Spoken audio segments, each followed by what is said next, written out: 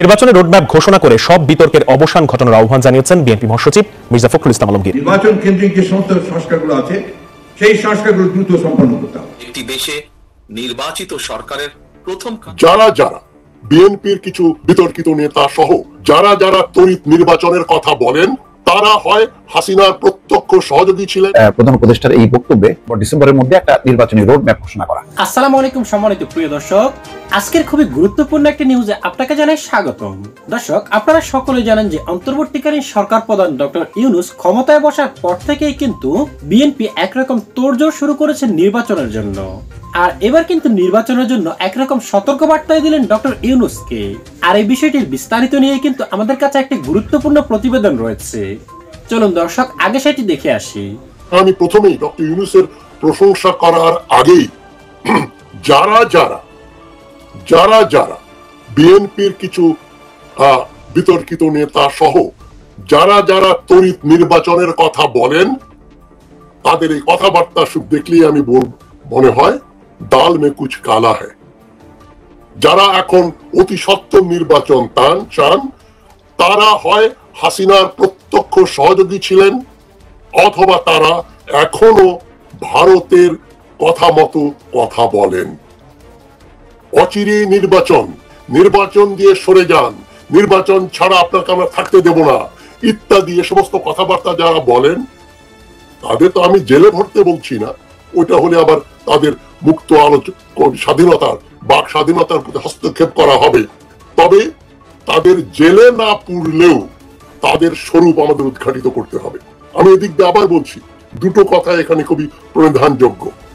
একটা হচ্ছে ডক্টর ইউনূস যেদিন শপথ নিলেন, শপথ নেওয়ার ব্যাপারটা আমি বলেছি বিতর্কিত।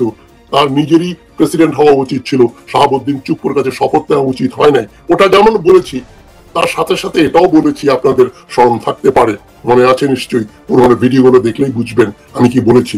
আমি বলেছি বর্তমান সময়ে বাংলাদেশের শাসনভার গ্রহণ করার জন্য ডক্টর ইউনূস হচ্ছেন সর্বশ্রেষ্ঠ সবচাইতে যোগ্য ব্যক্তি। আমি বারবার বলেছি, কালকে পরশুও বলেছি যে এমন এক ব্যক্তি হচ্ছেন ডক্টর ইউনূস যার পরিচিতির দরকার দেশেও নেই বিদেশেও নেই।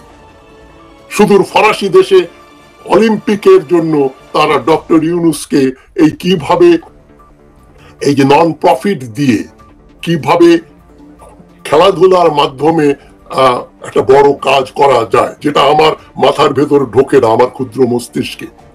তো উনি যে কথাগুলো বলেছেন কিভাবে হিউম্যান ক্যাপিটাল গ্রো করা যাবে, কিভাবে নন প্রফিট দিয়ে মানে একটা ক্রিয়েটিভ কিছু তৈরি করা যাবে, যেটা 2020 সালের 22 সালে যে বিলম্বিত অলিম্পিক হলো টোকিওতে, সেখানেও তারা তাকে পরামর্শ করেছে, তাকে বিশেষজ্ঞ হিসেবে নিয়েছে, ফরাসি দেশেও নিয়েছে, প্যারিস অলিম্পিকেও। এবং জো বাইডেনের সঙ্গে দেখা করেছেন, সে বডি ল্যাঙ্গুয়েজে বোঝা যায় জো বাইডেন ডক্টর ইউনূসকে খুব পছন্দ করেন।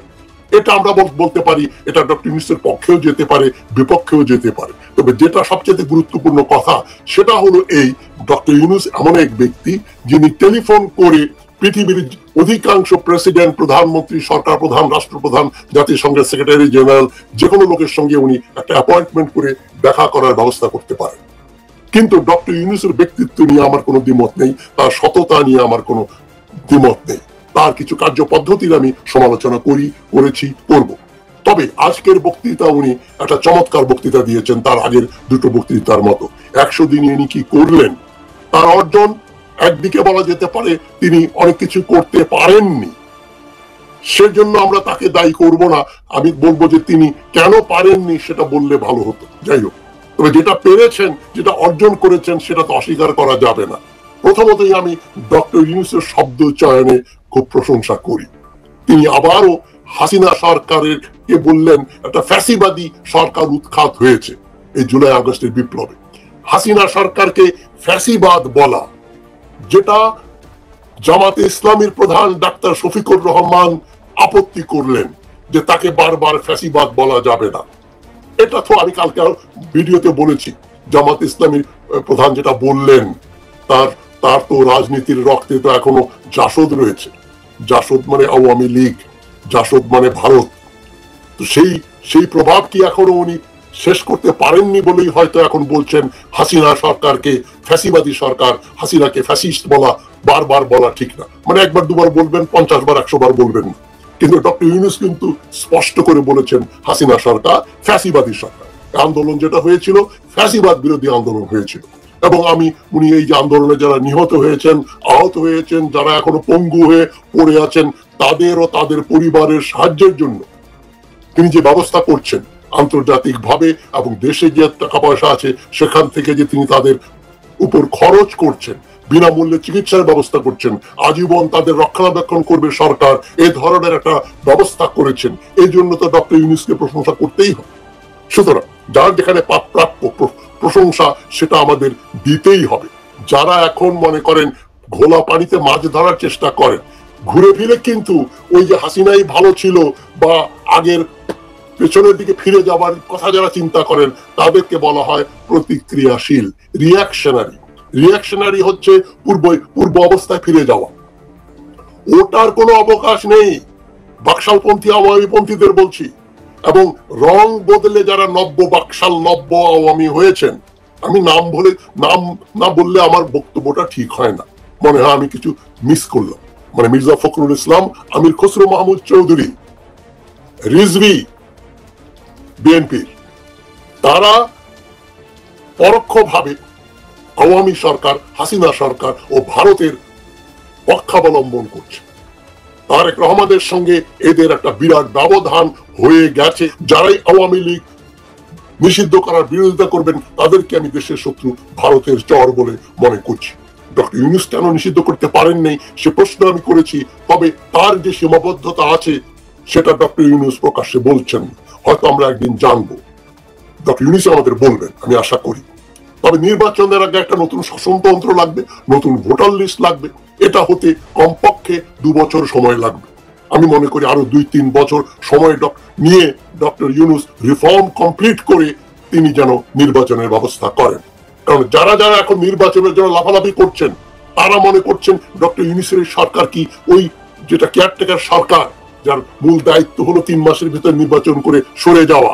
এটা কোনো কেয়ারটেকার সরকার নয়, এটা একটা বিপ্লবী সরকার, যেটা ডক্টর ইউনূস বলতে এবং প্রতিষ্ঠিত করতে ব্যর্থ হয়েছেন। সে সমালোচনা আমি ওনার করবই। তবে দিনের শেষে যে যাই বলুন না কেন, ডক্টর ইউনূস একটা বিপ্লবী সরকারের প্রধান। বিপ্লবী সরকার পুরনো সংবিধান মেনে চলে না, সংবিধানকে আস্থা করে ফেলে দেওয়ার জন্যই বিপ্লব। সুতরাং যারা যারা মনে করেন 72 সালের সংবিধান এখনো আছে, তারা হয় পাগল, বোকা, নইলে ধান্দাবাজ। এই দুটোর একটা। হয় তারা বোঝেন না শাসনতন্ত্র কি জিনিস, বিপ্লব কি জিনিস, অথবা বুঝেও না বোঝার ভান করে ভারতের বা আওয়ামী লীগের দালালি করেন।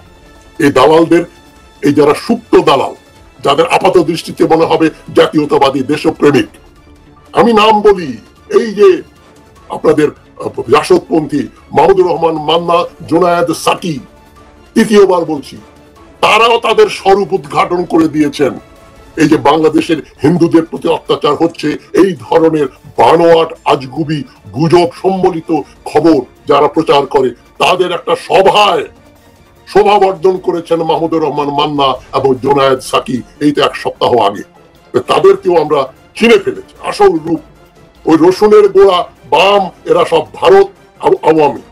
আর মাহমুদুর রহমান তো আওয়ামী লীগই করতেন, জাসদ করতেন, আওয়ামী লীগ করতেন। জাসদ আওয়ামী মানেই ভারতের দালাল। আর বামপন্থী জোনায়েদ সাকিদেরও আমি মনে করেছিলাম বিপ্লবী, হাসিনা বিরোধী। আসলে তা নয়, গোড়ায় গলদ। তারা ঘুরে ফিরে ভারতের চারপাশেই থাকতে চায়। বা তার ডক্টর ইউনূস যেটা বলেছেন, খুব সুন্দর বলেছেন, তারেক রহমানও বলেছেন, আমিও বলেছি, ডক্টর ইউনূসের সরকার যদি ব্যর্থ হয়ে যায় তাহলে বাংলাদেশ ব্যর্থ হয়ে যাবে। আমি ডক্টর ইউনূসের সমালোচনা করি, তবে তার যে সরকার বিপ্লবী সরকার হিসাবে থাকা উচিত এটা মনে করি। আমি কিন্তু প্রথম দিন থেকে বলে আসছি 1 বছরের ভিতরে নির্বাচন দিতে হবে, এই ধরনের কোনো কথা আমি পছন্দ করি না। তাই জেনারেল ওয়াকারুজ্জামানেরও আমি বিরোধিতা করেছি যে তার কি বলার অধিকার আছে। তিনি সেনাপতি, সেনাবাহিনীর লোক, তিনি কেন বলবেন কবে নির্বাচন হবে না হবে? তাকে কেউ জিজ্ঞেস করলে উনি বলা উচিত ছিল যে কবে নির্বাচন হবে সেটা ডক্টর ইউনূস বলবেন, বা বেসামরিক যে সরকার রয়েছে তারা বলবে। আমি ইউনিফর্মধারী জেনারেল ওয়াকার এই ব্যাপারে মুখ খুলতে পারি না। কিন্তু তিনিও বিতর্কিত। আমি ওয়াকার এবং চুপ্পুকে একই কাতারে দেখি। আমি আগামীকাল ওয়াকার সম্বন্ধে অনেকগুলো তথ্য নিয়ে আপনাদের সামনে হাজির হব। তা আমি এখনো তাই মনে করি ডক্টর ইউনূসকে রাষ্ট্রপতি হিসাবে ক্ষমতা গ্রহণ করে দেশটা পরিচালনা করা উচিত, এবং যখন নির্বাচনের জন্য দেশ তৈরি হবে তখনই নির্বাচন দেবেন। তবে তিনি কিন্তু নির্বাচনের ট্রেনে জাতিকে তুলে দিয়েছে। নির্বাচন বানচাল করা, নির্বাচন ভণ্ডুল করার যে ষড়যন্ত্র ভারত করবে, আওয়ামী লীগ করবে, এবং তাদের খপ্পরে পড়ে কিছু তথাকথিত জাতীয়বাদী দলের লোকজন করবে, সেটাকে রুখে দিতে হবে। দেশ থেকে বাইরে টাকা পাচার বন্ধ হয়েছে। বাংলাদেশ ব্যাংকের গভর্নর বলছে দেশে এখন রিজার্ভ বাড়ছে, রেমিটেন্স বাড়ছে। সুতরাং এই পজিটিভ দিকগুলোকে হঠাৎ করে বন্ধ করে দিয়ে এখন নির্বাচন করে দেবেন, এবং আওয়ামী লীগ বিএনপির একটা অংশ আওয়ামী লীগকে নিয়ে রাজনীতি করছে। তারা কিন্তু ওই যে রসুনের গোড়া একই জায়গায়, তাদেরকে দল থেকে বের করতে হবে। এবং বিএনপি নেতা যারা লাফালাফি করছেন তারা ভুলে যাবেন না, বিএনপি থেকে তারেক রহমানের নেতৃত্বে যে দল আপনাদের বের করে দিলে ফেউ ফেউ করে ঘুরে বেড়াবেন। সে ব্যারিস্টার নজরুল হুদার কথা মনে রাখবেন।